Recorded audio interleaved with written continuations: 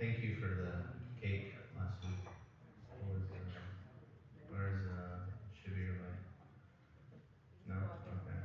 Well, ladies, thank you for the cake last week. Alhamdulillah. Did Sheikh Ahmed get cake on Sunday? Yes. Alhamdulillah. Please go for Umrah again so you can have more cake. La ilaha illallah. MashaAllah. Did Sheikh Ahmed tell you that we've been friends since we were like 5 years old? Did he tell you that? Yeah. So we know each other very well, alhamdulillah. So when you told me that he didn't get cake the day before and I got cake first, I was like, alhamdulillah. Alhamdulillah. Like, inshallah tonight, I plan on finishing one hadith the entire night, inshallah. That is the plan. Right, so tonight we will be covering hadith number 10 from Imam Nawawi's Arba'in. I will read the translation, inshallah, on the authority of Abu Hurairah radiallahu anhu, who said, the Messenger of Allah sallallahu alayhi wasallam said, indeed, Allah the Exalted is pure and accepts only that which is pure. Allah has commanded the believers to do that which He has commanded the messengers. Allah has said, O messengers, eat of the good things and do right. And Allah has also said, O believers, eat of the good things that we have provided for you. Then the Prophet ﷺ mentioned a man who after a long journey is disheveled and dusty. The man stretches his hands out towards the sky and says, Ya Rabbi, O Lord, while his food is haram and his drink is haram and his clothing is haram and his nourishment is haram, how is he to be answered in such a state? How many of you have heard this hadith before? Sure, most of you, inshallah. The general idea behind this hadith is to show the importance the importance of this hadith is that it describes the acts that are pleasing and acceptable to Allah. It shows that if an act is not pure and good according to the Sharia, that Allah will not accept it. Indeed, Allah may not even respond to one who calls on Him if his sustenance is not from the permissible sources. The first thing that the Prophet ﷺ said is, Inna Allah tayyibun, that indeed Allah is pure. Pure in this context means that Allah subhanahu wa ta'ala is free from every imperfection or need. That Allah subhanahu wa ta'ala is free from any type of blemish, any type of weakness, any type of shortcoming. And we consider statements that are contrary to this concept of Allah's perfection to be statements of disbelief, to be statements of kufr. And I mentioned this before, and I just want to reiterate that just because something might be kufr does not mean that the person is kafir. And this is a very, very important concept that we need to really internalize, because a lot of times people, unfortunately, are very quick to say, oh, this person believes in, or it says this and this, he's a kafir, for example, Sheikh Ahmed, told me a story about how he was once leading Isha in his masjid in Cyprus, and he happened to come from the gym and he didn't have his stove with him or something like that. So he prayed in pants and a long sleeve workout shirt, and he wasn't wearing topi. Okay? You can already imagine the problem. So afterwards, he was giving a khatira, okay? And he said that the clothing of the Prophet ﷺ was not sunnah. Why? Because all of the people of Mecca wore the same clothing that the Prophet ﷺ used to wear, right? Which would be a rida, an izar, other items, turbans, everything, all of those clothing items were common. So he said something to the effect of, even Abu Jahl wore the clothes of the Prophet ﷺ, meaning that the clothes were common amongst the people. So apparently there were some very critical people in attendance, and when they were gathering together after the prayer, one of the musallis overheard one of the followers, I guess, ask their sheikh or whatever, is it true that Abu Jahl would, wear the clothing of the Prophet, or the Prophet would wear the clothing of Abu Jahl? And the sheikh responded, you really gonna believe what he says? He's kafir. He doesn't even cover his head when he prays. So imagine our dear beloved Sheikh Ahmed being called that, subhanAllah. So anyways, the point that I wanted to make is that even if a person were to say a statement of kufr, okay, may Allah protect us, even if they were to say a statement of kufr, that doesn't necessarily make the person a kafir. Okay? There are conditions that have to be met for a person to be called a kafir. First and foremost is that the person is deemed a kafir not by you and me, but by an actual judge in a court of law, in the Islamic system. Okay?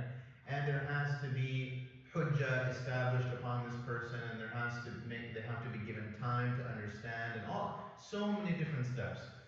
So to immediately call a person a kafir because they might have said something that you misunderstood or that we misunderstood is very, very irresponsible. So the following statements are actually very, very common in Christianity and in Judaism. For example, as I'm sure you all know, God created the earth and the heavens in 6 days and did what on the 7th? Rested. Right? So this shows that there is some type of deficiency in terms of Allah subhanahu wa ta'ala's being. But we have already established that Allah is tayyib, meaning that He is pure of any type of deficiency. Is tiredness a deficiency? Yes. Absolutely. So Allah subhanahu wa ta'ala is free from this. Also in the Christian tradition is that, or in the Jewish tradition rather, that God wrestled with Ya'qub and Ya'qub beat him. Okay? So just something interesting. And then something that Allah subhanahu wa ta'ala quotes in the Quran himself. وَقَالَتِ الْيَهُودُ يَدُ اللَّهِ مَغْلُولَةٌ. Allah subhanahu wa ta'ala says that the Jews of Medina said about him that indeed Allah's hand is chained. What does it mean that Allah's hand is chained?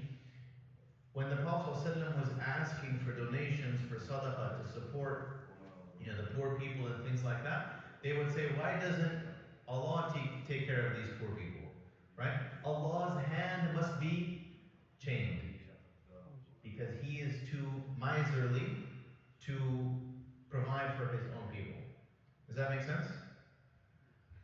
So anyways, these are all statements that some of the other faiths have said, but clearly anything that gives any type of impression that Allah subhanahu wa ta'ala has some type of deficiency, we do not accept and we reject wholeheartedly. Then the Prophet ﷺ said, Allah is pure and He only accepts that which is pure. In a similar hadith, the Prophet ﷺ said, whoever gives in charity the equivalent of even one date from his pure earnings, Allah subhanahu wa ta'ala will accept that charity with His right hand. And so, again, stressing the concept or the understanding that even the half of a date in pure earnings is better, given from pure earnings, is better than millions of dollars given that have been earned in haram ways. And we know that this is something that even the Jahili Arabs of the time of the Prophet ﷺ knew and understood and practiced and implemented. Case in point, during the lifetime of the Prophet ﷺ, before he became a prophet, there was a flood in Mecca. And the Kaaba itself was damaged. And the Jahili Arabs of that time, the Jahili Arabs, yes, no? The Jahili Arabs of that time said that we are going to rebuild the Kaaba, but we can only rebuild the Kaaba from what? Pure earnings. So the Jahili Arabs themselves understood that this is an important aspect. We cannot rebuild the house of Allah when we have haram earnings contributing to its construction. Making noise? Yeah. So the Jahili Arabs of this time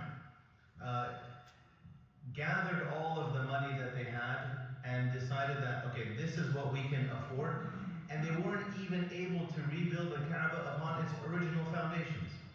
We know that the Hatim, Hijr Ismail, is actually the original foundations of the Kaaba. The Kaaba was originally rectangular in shape, but because the Jahili Arabs could not afford to rebuild the Kaaba in its rectangular form upon its original foundations, with pure money, they left it in the cube shape and built the Hatim to signify where the Kaaba should extend to.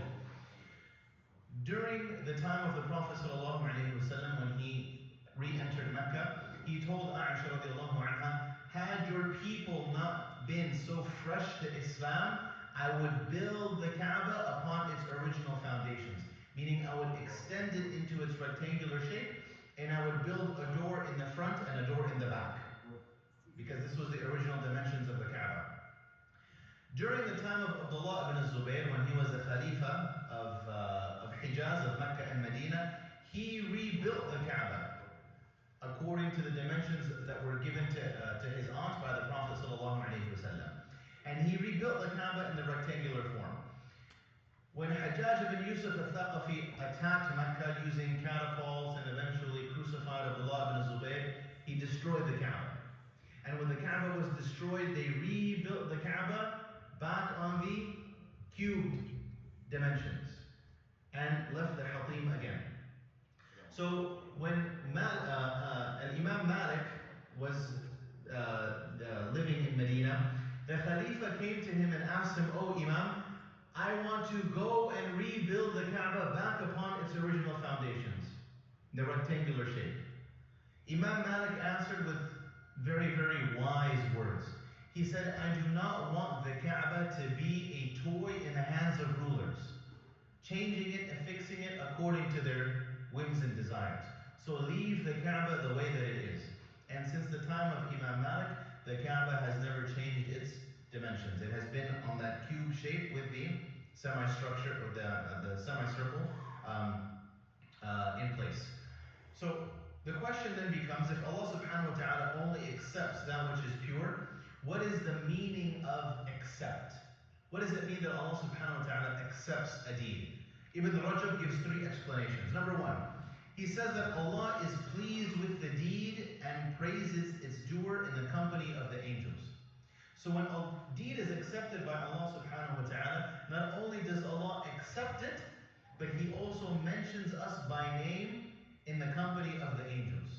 So this is one of the consequences of Allah subhanahu wa ta'ala accepting our deeds. Number two, that this deed will be rewarded in the hereafter. And that is the meaning of acceptance. And the last thing that Ibn Rajab mentions is that when a deed is accepted, the obligation is lifted and the sin for missing it has been removed. Now, this is very, very important, because just because something is accepted doesn't mean that you necessarily get the reward for it. What do I mean by that? The Prophet ﷺ has told us that there are certain individuals that even when they do certain actions, their prayers are not accepted for 40 days. For example, the Prophet ﷺ said that whoever visits the fortune teller, not believing in him, okay? So the condition, imagine if you believe the fortune teller, right? So this is something else. So the Prophet ﷺ says, going to the fortune teller, not even believing in the fortune teller. The prayer is not accepted for 40 days. The concept of the salah is twofold. There's a concept of obligation and there's a concept of reward. Because some people might ask, well, if my prayer is not accepted for 40 days anyways, why do I need to pray? Make sense? So the concept is, there's two things that we're looking at. There's the concept of obligation and then there's the concept of reward. So just because the prayer is not accepted for 40 days does not mean that the person is not obligated to pray. Because the obligation is still there. However, the aspect of the reward has been removed for 40 days. Does that make sense? So what should be said is, the reward for praying will be removed for 40 days, but the person still has the obligation to pray. Does that make sense? Like, if the deed is impure, does the person still have to perform it? The answer is yes. They have to, for example, if a person has haram income, do they still need to pay zakat? Huh? If a person has haram income, like? Yes, he still has to pay zakat, but it won't be accepted.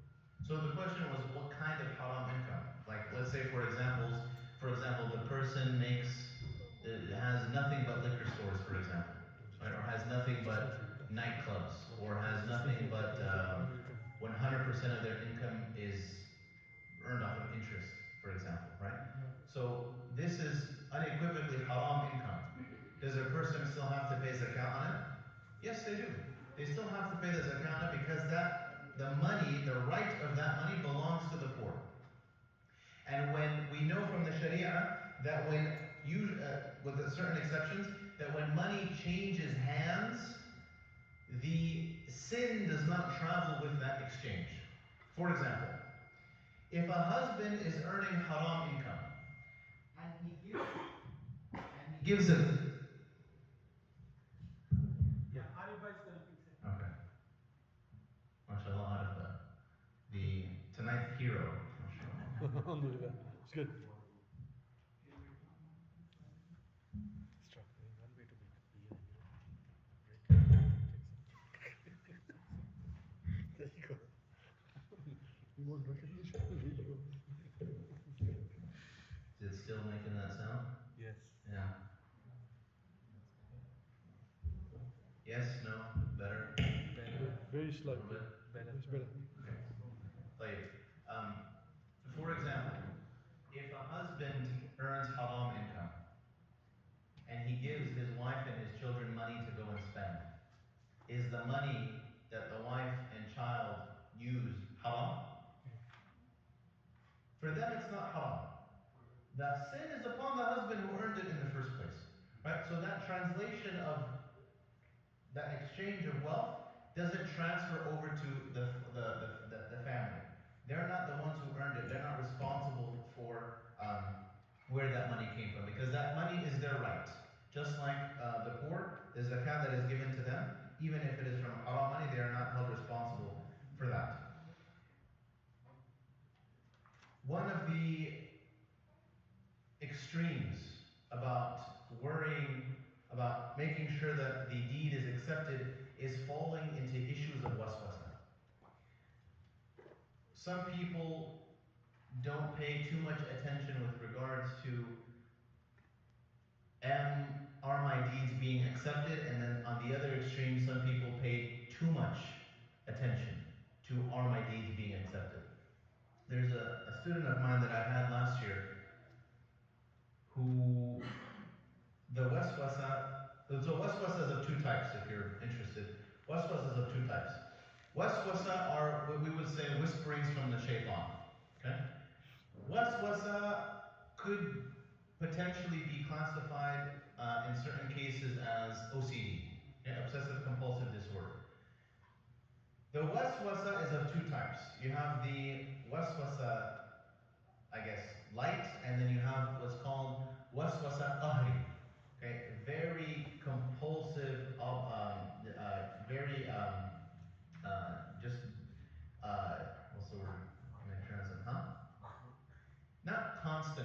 is like something that's just overpowering.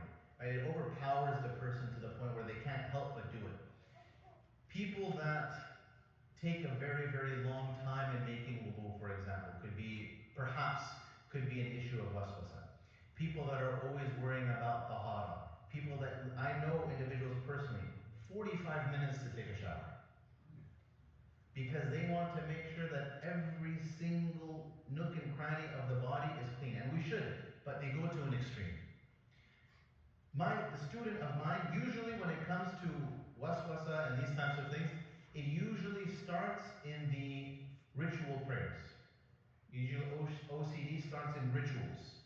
Okay, so you'll see people that if I don't turn the light on and off 9 times before I go to bed, then something bad is going to happen to me. Or if I don't lock the door 7 times before I leave, something bad is going to happen to me. Does that sound familiar? Yeah? Well, it's not superstition, because if it were superstition, it would be common knowledge amongst us. So it's not like a horseshoe, or it's not a rabbit's foot. These are things that they themselves feel, if I don't do this, something bad is going to happen. Right? It's something that's unique to them and they can't explain it. People who wash their hands multiple times a day. Anyways, the point that I want to make is that we have to be careful about falling into extremes, as always. Right? We have been described in the Quran as وَجَعَلْنَاكُمْ أُمَّةً وَسَطًا. Wasata here has different meanings that the ulama have given. One of them is to be a nation that is in the middle. Right? To always be balanced in our affairs. So we should definitely worry, are our deeds being accepted by Allah subhanahu wa ta'ala. At the same time, we should not go to the extreme and think none of my deeds are being accepted by Allah subhanahu wa ta'ala. Right? So just keep that in mind, inshallah. Then the Prophet sallallahu alaihi wasallam said, Allah has commanded the believers to do that which He has commanded the messengers. Eat of the good things and do right. Allah subhanahu wa ta'ala said, يَا أَيُّهَا الرُّسُلُ كُلُوا مِنَ الطَّيِّبَاتِ وَاعْمَلُوا صَالِحًا. Allah subhanahu wa ta'ala says in the Quran, O messengers, eat from the things that are pure and do righteous deeds. So the messengers were extremely honorable in the sight of Allah subhanahu wa ta'ala. Yes or no? Okay. Allah subhanahu wa ta'ala says that He is instructing the believers with the same instructions that He has given to all of the messengers before us. Right? كُلُوا مِنَ الطَّيِّبَاتِ. Eat from that which is pure. وَاعْمَلُوا صَالِحًا. Why is it that Allah subhanahu wa ta'ala holds the messengers in high regard?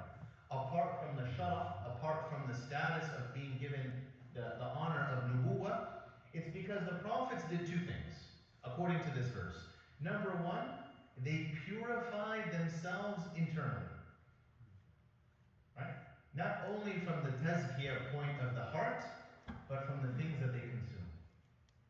And the purity of what they consume translated into purity of actions. وَاعْمَلُوا صَالِحًا. And do righteous deeds. So, consuming what is pure is only half the equation. We must make sure that we are eating what was purchased through legal and halal earnings as well. Okay? I might go to the local meat market and make sure that this meat is 100% hand slaughtered by the most pious person I can find. But if the money that I'm earning is from haram, what difference does it make? Right? So this point is Ibn Rajab says that so long as the food that is consumed is permissible, then the deeds are accepted. But if the food is impermissible, how can the deeds be accepted? Okay? Think about it biologically speaking. You are consuming food, right, that is either earned from haram or haram itself. And then you hope to nourish your body to perform deeds for Allah subhanahu wa ta'ala that are pure? It doesn't translate. Doesn't make sense. So when we nourish our bodies with haram to go out and do what is halal, it doesn't make a whole lot of sense. We must eat how the Prophet ﷺ recommended us to do so, and we tend to understand the following statement. When we tell people how much we should eat, what is the hadith that is more quoted than any other hadith? Yes. MashaAllah, very good. Jazakallah khair. Jazakallah khair. That when you eat, you leave 1/3 for air, 1/3 for food, and 1/3 for drink. Yes? What if I told you this was one of the most misquoted ahadith out there? Would you be surprised? Probably not. طيب. The Prophet ﷺ said in a hadith in Ibn Majah and Tirmidhi, a human being fills no vessel worse than his stomach. It is sufficient for a human being to eat only a few mouthfuls to keep his back straight. And if he must overeat, then only eat 1/3 for air, 1/3 for food, and 1/3 for drink. But mashallah, when we eat, and we eat third, alhamdulillah, asabt the sunnah. I have completed with the sunnah. But in actuality, we are extending the boundaries of the sunnah. The Prophet ﷺ said the way that we should be eating is enough mouthfuls just to make sure that we're standing upright. That's it. So you tell me how many calories a day you think that is. Right? But when we eat to the extent of a third, and then we sit back and we feel proud of ourselves that we've accomplished something, we actually have completely misunderstood this hadith. So bear in mind, inshallah, moving forward, that the actual sunnah of how to eat is to just simply eat enough to make sure that you are able to function properly. And if you are going to overeat, then the limit in the Sharia is 1/3, 1/3, 1/3. Then the Prophet ﷺ mentions Imam.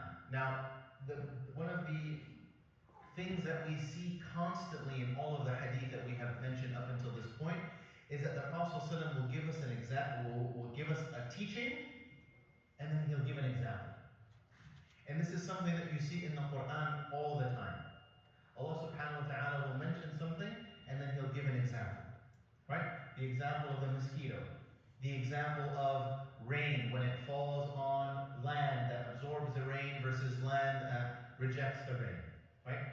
Like a donkey that carries books. So many are the different types of examples that Allah subhanahu wa ta'ala gives in the Quran for us to visualize. So the Prophet ﷺ follows in that method as well. He teaches us the theory, and then he gives you the practicality. So the Prophet ﷺ said, he mentioned a man. And this man was in a very, very long journey. Now I want you to picture this in your mind, because the Prophet ﷺ is going to describe a man that is very, very praiseworthy. That is doing a lot of virtuous things, apparently. And then he is going to clarify exactly what's going on with him, the unseen. So the Prophet ﷺ said this man was on a very, very long journey. Some of the ulama have mentioned that this long journey that the man was on was actually either jihad or performing hajj. So from the get-go, the Prophet ﷺ is telling us that this man here is performing or doing some type of righteous act. He either went to perform hajj, he either went and did jihad. To add to that, the Prophet ﷺ called him a musafir, a traveler. What do we know about the hadith of the traveling person? The Prophet ﷺ said 3 people, their du'as are responded to. The supplication of the oppressed, the supplication of the traveler, and the supplication of a parent for their child. These 3 du'as are always responded to. So now picture this man as a traveler with already the virtue of the traveler, the virtue of making dua and having it be accepted. Then being a traveler not just from business, but a traveler from hajj or jihad. Now, we're going to add to this picture here. The Prophet ﷺ called him disheveled and dusty. Why are these 2 adjectives important? Because it shows the humility of the person as well. Because if a person were not humble, they would be very, very concerned with their appearance. But the fact that this man is disheveled and dusty, what the Prophet ﷺ wants to imply to us is that this man has some level of humility in this particular regard. Then the Prophet ﷺ begins to describe the man and the way that this man makes dua. The Prophet ﷺ said that he stretches his hands towards the sky. And this method of making dua was when the Prophet ﷺ would make dua in certain instances. It is not the typical way that the Prophet ﷺ would make dua. There are narrations when the Prophet ﷺ would make dua for rain specifically. And he would make dua for rain. The hadith says that he would raise his hands into the skies. His top garment would fall off of his shoulders, and you could see the whiteness under his arms from how high he was raising his arms. So the Prophet ﷺ said that this person is raising his hands in dua. Here's another virtue. The Prophet ﷺ said that Allah is bashful and shy. So bashful and shy that he is ashamed, if we can attribute that sentiment to Allah subhanahu wa ta'ala, that he is ashamed that when his servant raises his hands to him, that he lowers his hands empty-handed. So the Prophet ﷺ is saying, this man, the traveler, the one who went from Hajj or Jihad, the one who is dirty and disheveled, the one who raises his hand, the one who said that Allah subhanahu wa ta'ala never leaves this person's hands empty when they lower them. The person who continues in his dua and says, Ya Rabbi, oh my Lord, oh my Lord. You know what the number one adjective or name that Allah subhanahu wa ta'ala is called on by in the Quran when people are making dua? Rabb. Qalu Rabbana. Right? All over and over again. The word Rabb, when making dua, is used more than any other name in the Quran. To signify what? That at the end of the day, the one who is in complete control of affairs is who? Ar-Rabb. The owner of the amr to begin with. The one who has the affair in his hand. As a side note, we should always keep in mind, this is one of the reasons why we should learn the names of Allah subhanahu wa ta'ala. First of all, Allah subhanahu wa ta'ala says, لَهُ الْأَسْمَاءُ الْحُسْنَى فَدْعُوهُ بِهَا. That Allah has the best of names. We should call on Allah with those names. Now, if I want to ask Allah subhanahu wa ta'ala for a wife, or for a child, or for giving me something, what are names that we can call Allah subhanahu wa ta'ala with? Wahhab. Wahhab means the one who gives the gifts. Right? So if we want Allah to give us a gift, we should call Him by the name that signifies to us that He gives gifts. Ya Wahhab. If we want His mercy, what should we call Him? Ya Rahman, Ya Rahim, Ya Ra'uf. Right? If we want Him to forgive us of our sins, Ya Ghaffar. Right? Ya Ghafoor. If we want Him to increase us in knowledge, what do we call Him? Ya Alim. So all of these different names of Allah that He has, they're not just to describe Allah and His characteristics, but we are meant to use them in our du'as. And that's one of the reasons why we should learn them. Now, the Prophet ﷺ is going to turn the entire picture on its head. Up until this point, look at how many different levels of virtue this man has. Are you ready? Number one, we said he was a what? Traveler. Number two, where is he coming from? Hajj or Jihad. What is his appearance? Dirty, which implies that he's humble. Right? He raises his hands in dua. And the one who raises their hands in dua, what? Allah never allows them to go empty-handed. Right? He calls on the name by which Allah is called on most frequently in the Quran, Ar-Rabb. He has a perfect score. 10 out of 10. In terms of the outward picture of what dua should look like. But then the Prophet ﷺ says, and he tells us, مطعمه حرام ومشربه حرام وملبسه حرام وغذي من حرام. This person, his food is from haram, and his drink is from haram, and his clothing is from haram. He is nourished from the haram. Everything that this man did, completely thrown out of the window. Because it is not sufficient for us as Muslims to do what is outwardly accepted. We submit to Allah subhanahu wa ta'ala both internally and externally. We mentioned from day one, إِنَّمَا الْأَعْمَالُ بِالنِّيَّاتِ. Actions are by their intentions. Where does the reward of the action begin? Here. In the heart, niyyah, in the heart. Yes?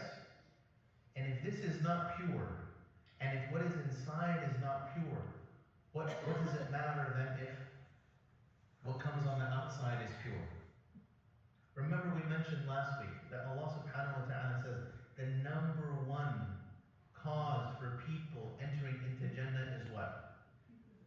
Man ata bi qalbin salim. Whoever comes with a pure heart. Has nothing to do with the clothes, the actions, all the statements that you said. At the end of the day, it is this that will differentiate and distinguish us between the people of Jannah, or the people of Hellfire. One of the Salaf used to say, he said, do not be surprised if the answer is slow in coming. Talking about your dua. Do not be surprised if the answer to your dua is slow in coming if you have filled the road of the answer with sins. Does that make sense? The road between you and Allah. The road that your dua took to Allah subhanahu wa ta'ala, the road that your answer will come back on. If your response coming back to you is blocked with all of the sins that you have put in front of it, how do you expect an answer from Allah subhanahu wa ta'ala to come to you so quickly? I asked for a wife, I asked for kids, I asked for this, I asked for that, and subhanAllah, Allah never answered my du'as. How many times have we actually stopped and thought to ourselves, is the problem with Allah or is the problem with me? Is there something that I'm doing that's contributing to the silence or the non-response from Allah subhanahu wa ta'ala? So the Prophet ﷺ ends the hadith and he says, أَنَّا يُسْتَجَابَ لَهُ. Is it possible that after his clothing and his food and his drink and his nourishment, everything is from haram, is it possible that this man's dua would be accepted? You want to know the beautiful thing about this hadith? Is that the Prophet ﷺ didn't say his dua won't be accepted. He said, do you think his dua would be accepted? Meaning what? Meaning that if Allah has mercy on this person, He will accept his dua. So at the end of the day, what is the Prophet ﷺ leading us to? He's leading us to saying, you know what? If you want your dua to be strong, then you have to do your part on the forefront. Meaning what? Not only the heart has to be pure, not only do the actions have to be pure, but what you consume has to be pure as well. Ibn al-Qayyim, rahmatullahi alayhi, I'll end with this. It shows 9 or 8:45? 8:45? Ibn al-Qayyim mentions that dua is the sword of the believer. Yes? And it is only as strong as the arm behind it. Think about that. If you were to give a sword to a 3-year-old girl or boy, you really think that the sword is going to be capable of causing as much damage if you were to give it to a strong and sturdy 35-year-old man? Yes or no? No. Likewise, do you think that this dua, your weapon, is going to be as strong as the person that remembers Allah day and night, prays qiyam, fasts, reads Quran, has a daily wird that he does with Allah subhanahu wa ta'ala? You're going to compare the two? We can't. That doesn't mean that Allah subhanahu wa ta'ala will not accept your du'as. So don't get it into your hamdulillah. Don't get it into your head that I'm imperfect, therefore Allah will not accept my du'as. No. But we have to play the statistics. We have to play numbers. And numbers say that I have a higher chance of having my dua accepted if I do these things than if I don't. And if we truly care about having our du'as answered by Allah subhanahu wa ta'ala, then we should do our part before putting the blame on Allah subhanahu wa ta'ala. And this is the last thing that I'll mention because I know it'll probably come up in a question. When we make dua to Allah subhanahu wa ta'ala, the Prophet sallallahu alayhi wa sallam told us that one of three things will happen to this dua. A lot of times people think, I made dua to Allah, but nothing happened. And I want you to picture in your mind right now a time in your life where you made the most sincere possible dua that you've ever made. Tears, heartfelt. You put every single thing that you had into that dua, and you never got what you asked for. Now listen to this hadith. The Prophet ﷺ said that one of three things will happen to a dua when the dua is made. Number one, that the person will be given what they asked for. And this is the lowest level of acceptance. We think that it's the highest. Oh, Allah gave me what I wanted. Me and Allah must be tight. No, I don't think so. This is actually the lowest form of acceptance. Here, leave me alone, don't bother me. The Prophet ﷺ said the second level is that when a person makes dua, they don't get what they want, but harm that was supposed to come to them is averted. And we know that qadar is two types. Major qadar and minor qadar. Major qadar are things that never change. Minor qadar are things that we have the ability to change. What is the purpose of dua if we couldn't change anything? So dua has the ability to change these minor instances of qadar. Remember when the Prophet ﷺ went on al-Isra wal-Mi'raj and he went past Sidratul Muntaha. What did he hear when he went past Sidratul Muntaha? Scratching. Huh? Scratching. Scratching. He heard scratching. Scratching of what? The pen. It was still writing. Meaning that some of these small things can still be changed. So that's number two. Something that was supposed to come to you, an illness, some type of financial hardship, etc., would be averted from you. And the third and final thing, that Allah subhanahu wa ta'ala keeps that dua for himself. And he takes that dua and he converts it into good deeds. And he puts those good deeds on your scale on the Day of Judgment. Now I want you to picture yourself in front of the mizan. Because every single one of us, as Muslims, we believe that we will stand in front of the scales. And we will see our deeds weighted with the exception of the 70,000. Every single one of us will experience that. And when we stand before those scales, every single one of us would hope that the scale tips to the right more than it tips to the left. And if that means that we had to sacrifice something in this dunya to get that scale to tip on the right in the akhirah, I think every single one of us would sacrifice that.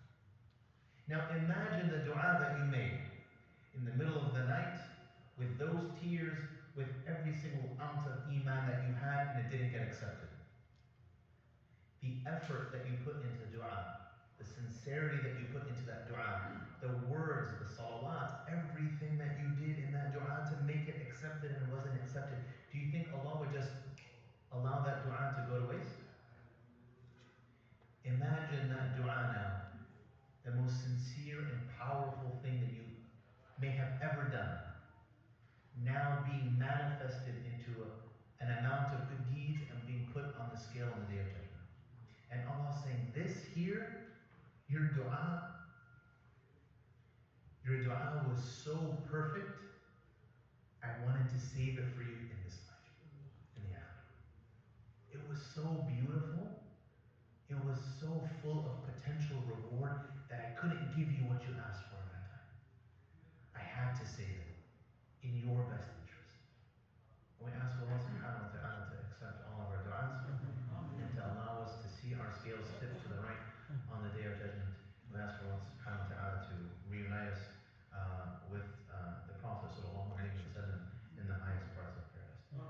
We have, I think, a few minutes for question and answer if anybody has anything to ask. Yeah. Is there an etiquette in asking specific du'as versus general? In the sense like, give me a job versus give me this specific job, or give me a child versus give me a son or a daughter.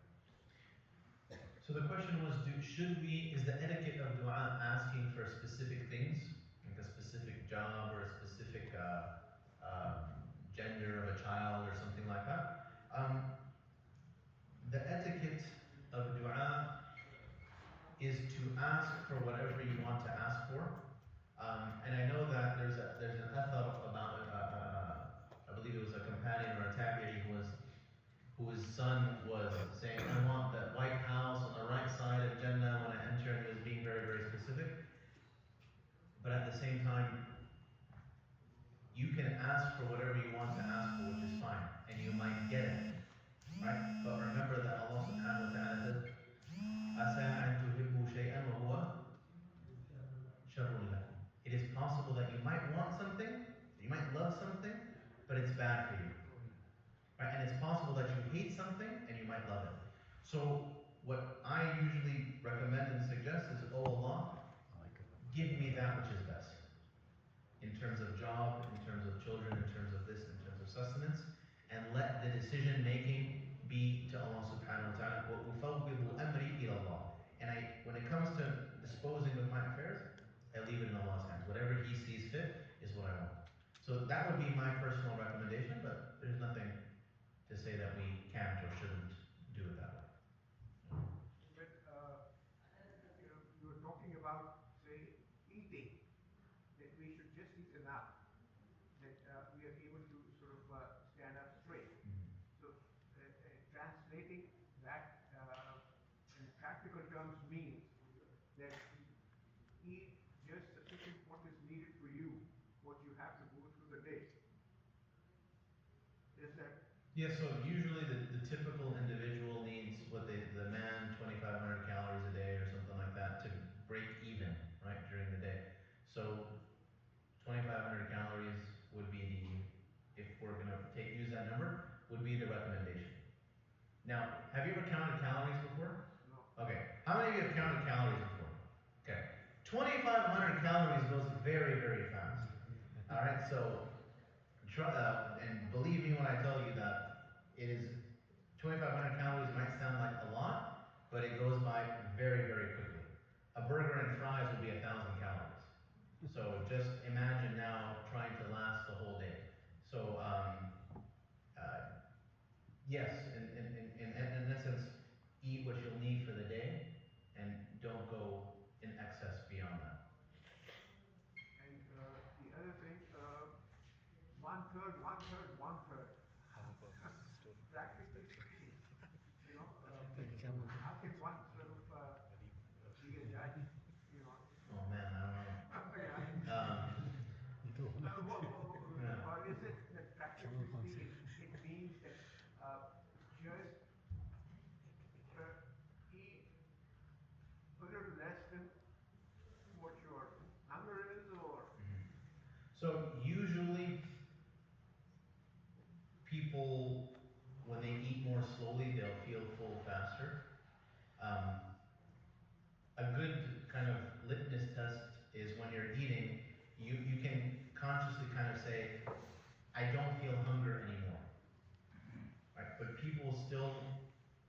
like to eat. I mean, eating is something that's enjoyable to a lot of people, so they'll continue doing it even though they don't necessarily need it. So I would say that the individual has to be the best judge in terms of how they feel that the compartments in their stomach are. In the end, you should not have a feeling of suffering that you overeat.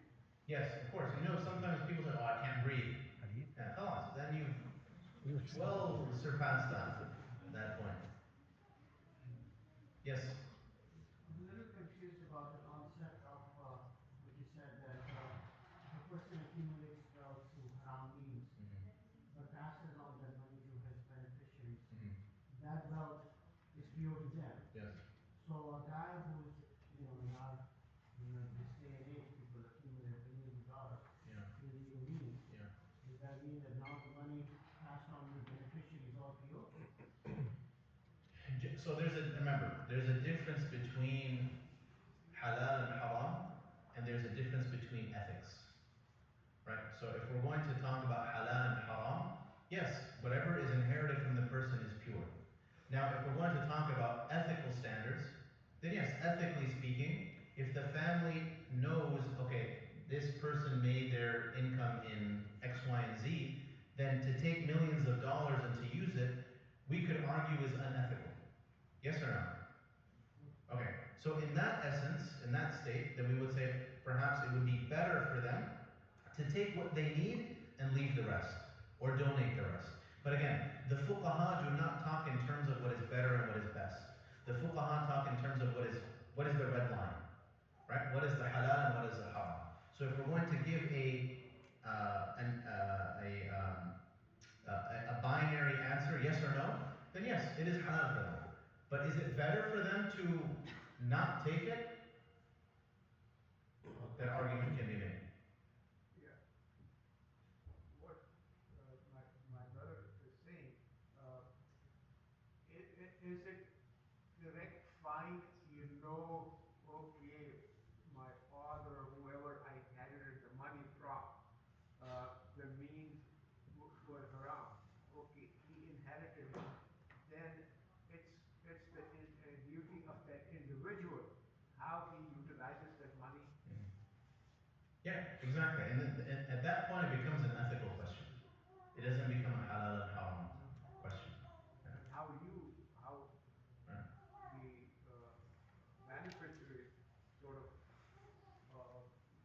invest or make use or multiplies Mhm. from there on. Right. But this question is amazing, so I really want to answer it. As Muslims, do we believe that aliens or life outside of Earth exists? Interesting. Like, Islamically speaking, there is nothing wrong with saying that life outside of Earth exists. I think the problematic aspect comes with, is there more intelligent life than us that exists out there? I think that's usually the more problematic issue. And one, again, so I'm really like into aliens and stuff, so I've actually put a lot of thought into this. We can prove that aliens exist, that life outside of Earth exists. Case in point, Buraq. When the Prophet ﷺ was given the animal to ride from Mecca to Jerusalem, yes? We know that the animal was not from Jannah.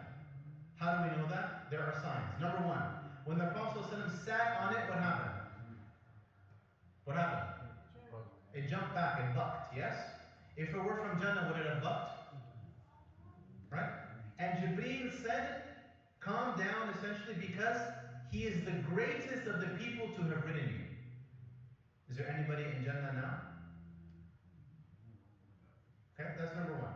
Number two, when the Prophet ﷺ reached Jerusalem, what did he have to do to Buraq?